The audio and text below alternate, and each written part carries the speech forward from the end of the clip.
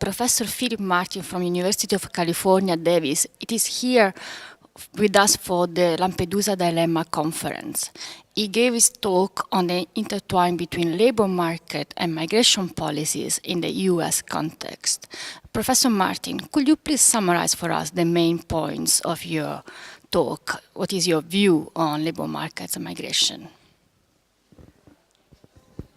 Well, the United States has 20% of the world's migrants. About 42 million migrants live in the United States, and most of the migrants in the United States are in the labor force. In fact, migrants in the United States have a higher labor force participation rate than US-born workers. So the United States has flexible labor markets and a relatively slim social welfare state. And that helps migrants get what most of them seek, which is a job at higher wages. It has other effects as well. Employers become advocates for migrants, and local people have less resentment because they associate migrants with hard work rather than with welfare. Children see their parents working, which inspires some of them to get better jobs. So the US system is a system that is geared toward getting migrants into the labor market and keeping migrants away from social welfare.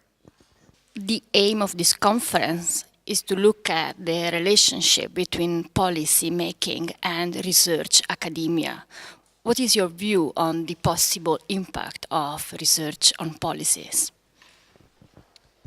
Well, researchers like to answer questions for which they have data and methods and can come to firm answers. Policymakers often have to deal with questions that are hard because there are no good data or are not good methods to deal with them. Researchers tend to take the long view, policymakers tend to take the short view.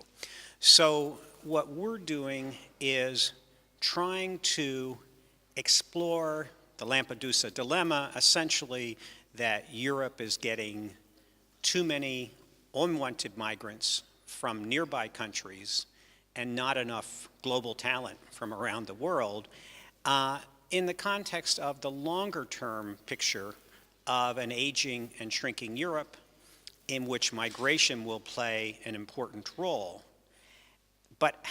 And our challenge is to translate that longer-term vision in which migration will be an important component of Europe with a short-term issue in which many migrants get into the welfare system instead of the labor market. Unemployment rates in many countries are quite high, and instead of Europeans working longer, many are working shorter. So it's relatively easy to outline the problems. It's much more difficult to come up with step-by-step solutions.